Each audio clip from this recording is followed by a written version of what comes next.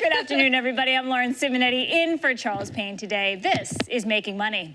Take a look at the markets on this first trading day of December. Not going so great. The Dow is down by over 100 points, and you can see the broader market is off a tenth of 1%. Not terrible. December is a historically strong month for the market. Get this, since 1950, the S&P 500 has averaged a gain of 1.5% in December and finished in the green approximately 3/4 of the time. However, seasonal trends have been flipped on their head this year with an uncharacteristically strong September and October. For insight into all of this plays out, let's bring in RDS Wealth President and CEO, Dale Smothers. Dale, not off to the best start this December. Yeah. What's going on? Hopefully Santa Claus Rally comes. You know, where is Santa Claus is what we're asking. He'll come maybe later this month. Maybe later this month. What about the seasonal factors? I mean, November was terrible, but sure. September and October were strong. Does that affect things? September, October typically is what we would call a financial winter. It's when the market cools off, and we're used to that. And it's nothing to panic about. That didn't happen this year. If anything, it was a tropical winter at best. It delayed that probably till November. I think we saw our bottom, though, in November the 20th. I think that was our bottom, 6,500 points.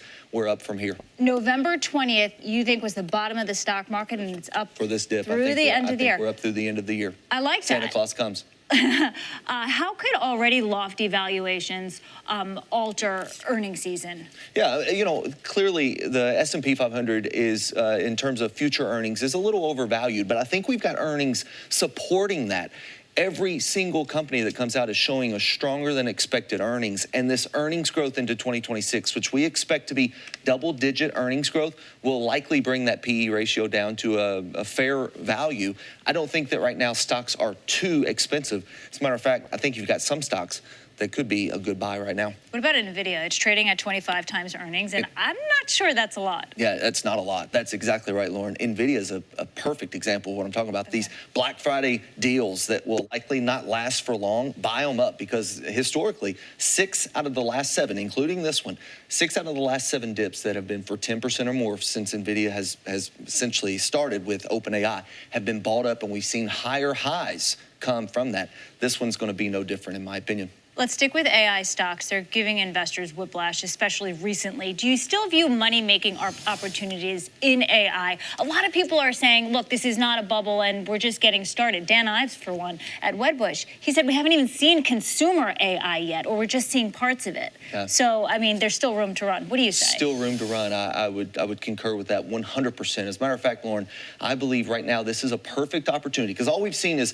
we've essentially seen profit taking. That's it. And I think this is a perfect opportunity for those who are long-term AI investors to get into the game at perhaps a price that you may have missed in previous months. A great example is CoreWeave. We're back to $75 a share. You know, it's had some really good activity here today. It started out the futures. It's going to be volatile. Today is a perfect example in a name like CoreWeave. Another one is Applied Digital. I like this name. A long-term data center play is a strong place to play for AI if you've got long-term money. AI, there's still plenty of room to make money in artificial intelligence. Taking opportunity of this pullback is time to do it. What about quantum computing? Quantum computing. Go ahead. It's buzzy. You know, IBM and Google are arguably the biggest quantum computing names in the world. China might be number 3 on that list. What do you think of quantum? What does it do to artificial intelligence? And what stocks do you like in it? Quantum computing is going to change the world even more than artificial intelligence. It's going to solve problems that we've had a hard time solving. You know, if you want to be real optimistic, it could put us a long way towards solving something like cancer even. I know. The ability to play with multiple variables at one time in an instant to be able to solve something. How do you play quantum computing? I think buying quantum computing right now goes directly into IonQ or Rigetti. Those 2 names are going to be big players in funding the chips and the software and the hardware that's necessary for quantum computing for names like Google to be a benefactor. Gold and silver hitting new highs today. Do you expect their run to continue? I mean, if the Fed continues to cut rates, that helps gold. What about silver? It definitely helps gold. Silver as well. You know, silver's also got another thing there, and that's the demand in technology. Silver and technology go hand in hand. You've got to have that silver to continue to increase that technology. So there's a demand there. Global governments are demanding silver and gold. These precious metals are places we want to put money. That 10 seconds. What are you telling your clients that want less volatility? Less volatility. Right now and into the new year? It RD Smothers Wealth Management, Lauren, we focus on retirees who are needing this income with dependability, not a lot of ups and downs. This opportunity right now to take advantage of names like, I'm going to give you one, NDEC. This is a buffered ETF that gives us upside potential, downside limitations. It protects us against the first 15% of downside market movements, gives us indirect exposure to AI because we're tracking the cues. Long story short, stay the course and understand this one rule: losses hurt you more than gains help you.